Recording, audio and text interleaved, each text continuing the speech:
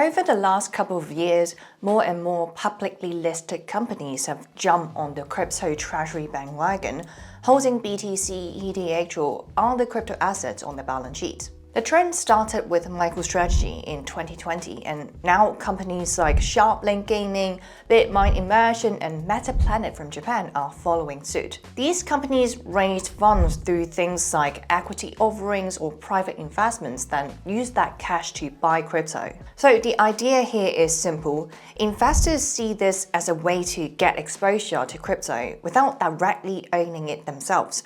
Plus, there's a promise of things like staking yields on ETH, typically around 3 to 5% annually, or some small cash flow from the company's operations. When crypto prices are high, this strategy looks great and it could lead to massive gains. But here's the catch. Many of these companies are what we call zombie companies. They are barely staying afloat, relying on constant cash injections just to survive. They might be selling equity to buy crypto and using unrealized gains or staking income to cover everyday expenses, but they aren't really making money from their core businesses. This sets up a dangerous balance. As long as investors are excited and crypto prices keep climbing, everything seems fine. Capital dilution funds growth and staking rewards cover burn rates.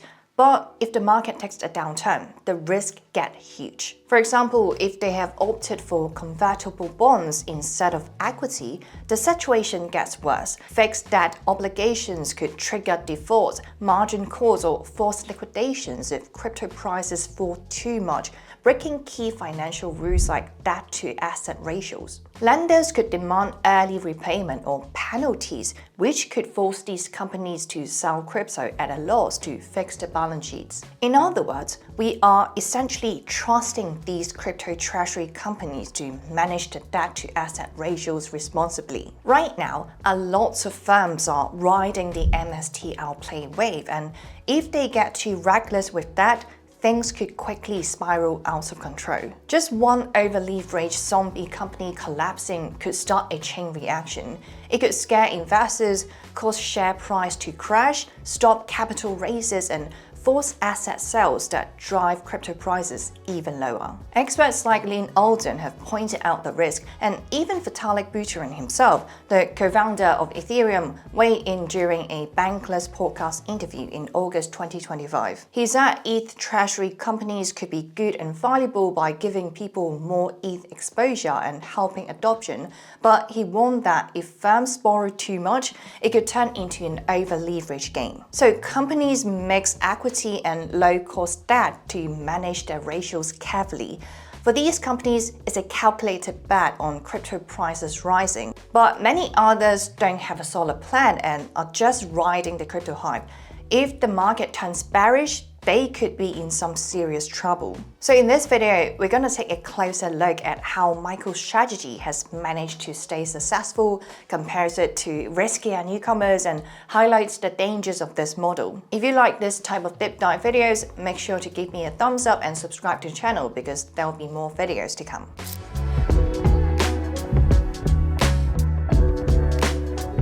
Alright, so many people are drawing comparison between the current treasury company's hype and the dot-com bubble. Even though the internet tech was valid, it still crashed in the 90s due to overvaluations. As for the current treasury company's trend, even though I have no idea how long this bubble gonna stretch because it can take months or even years, if companies don't keep the ratios in check, a market downturn could expose just how fragile everything really is. But first, let us look at MSTR or MicroStrategy first, the one and only that started this trend. Strategy MSTR kicked off its Bitcoin treasury back in August 2020 when BTC was around $11,000 per coin.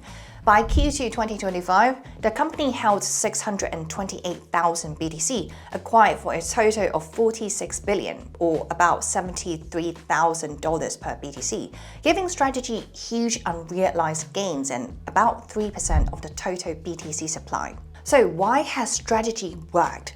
Well, I'm glad you asked. It comes down to 6 main reasons, so I'll break it down for you. First is the brand itself. The CEO, Michael Saylor, is a huge crypto evangelist, and his narrative has built a loyal following.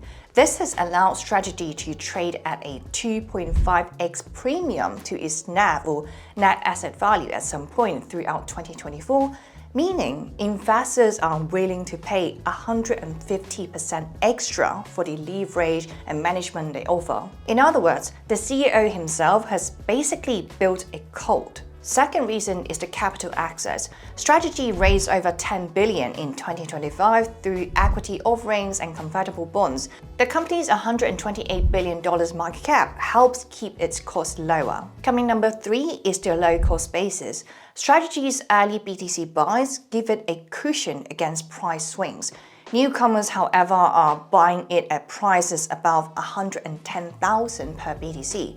If the bull market continues, maybe reaching $150,000 in 2025, I don't know, these newcomers could benefit, but only if they manage it well. Number 4 comes down to its conservative debt strategy. So the company has taken a more conservative approach when it comes to debt, balancing convertible debt and equity.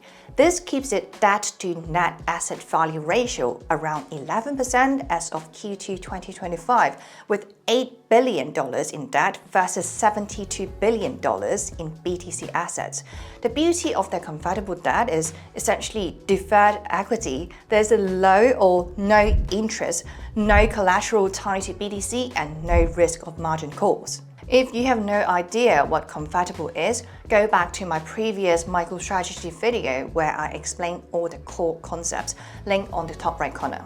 Another reason that leads to Strategy's success is the legacy revenue buffer. So Strategy's software revenue, about $114 million in Q2 2025, with a $78 million gross profit, helps cover operations without even needing to sell Bitcoin. This was a lifesaver in 2022 crypto bear market. On the other hand, zombie companies don't have this buffer, though ETH staking could potentially fill that gap. And moving on to the last reason behind MicroStrategy's success, kind of circles back to what I mentioned earlier. They don't use Bitcoin as collateral unless it's an absolute emergency. They proved this approach works when they avoided selling any BTC during 2022's crash, which kept their entire position intact. And because of the size of the holdings can influence market sentiment, sticking to a strong hodl policy is a big part of their strategy. However, for newcomers, what works for MSTR might not work for them. Lots of newcomers in the crypto treasury game are basically what I call zombies. These are companies losing money every quarter but still buying crypto, usually by selling shares, which dilutes existing investors, or by issuing convertible bonds, which piles up debt. Sure, selling shares can keep them alive for a while, especially if they use staking rewards to help cover expenses. But taking on bonds, that's risky in a downturn with all the confidence and repayment deadlines hanging over them. Sure, in a bull market, they could make big gains, but if they get carried away and start buying just because of FOMO, things can spiral fast. Even though ETH-focused companies can earn staking yields, they'll hit liquidity problems if they need to unstake in a hurry. So, since BTC and ETH is such a big trend in this cycle, why don't we now look at some examples and some of the companies that are opting this play? The first example that we're going to look at is a company called SharpLink Gaming. SharpLink used to be a gaming company, but in June 2025, they went all in on Ethereum. By the end of July, they scooped up 438,000 ETH, about $279 million worth, using money from selling shares, not profits. They have made 722 ETH in staking rewards so far, but here's the problem, they are still a zombie. Q1 2025 revenue was just 742,000, down 24% year over year, and they lost almost 1 million. In 2024, they made 3.6 million but lost 4.5 million. They are burning cash, relying entirely on ATM equity, selling 44 million shares in July alone to raise 852 million, which is roughly 200 times their annual revenue. No debt for now, so equity is funding the ETH buys, and staking yields of 4 to 5% APY might keep the lights on. But if a bear market hits in 2026, It's anyone's guess whether those yields will be enough to keep them afloat. The next company we're going to look at is called Semler Scientific. It is a company that sells a healthcare product called QuantaFlow, but now they are also stacking BTC. As of July 2025, they hold 5,000 BTC, worth about $586 million, but their core business is shrinking fast. Q2 2025 revenue was just $8 million, down 43% from last year, and they lost $2.1 million on operations, only showing a profit because of BTC gains. They're keeping things running with $100 million in 4.25% convertible bonds due 2030, plus ATM equity, selling 7.3 million shares to raise about $320 million. Equity is covering costs for now, but those bonds are a big risk. If the market tanks, they could break the debt covenants like debt-to-asset ratios, which bondholders would have the right to ask for earlier repayments. Though the healthcare angle gives them some differentiation from other dozen of copycat treasury companies, bad management could still send this thing off a cliff. This also coherent with what Vitalik talked about in the Bankless interview. He supports ETH Treasury as a way to access more exposure, but warns that over-leverage could destabilize the market, similar to the Lunar collapse. So basically, his word of advice is to be cautious. MicroStrategy can pull this off because they keep it tight. Low leverage, steady revenue, no collateral, and a strong brand. For zombie companies to survive, they'll need the same discipline.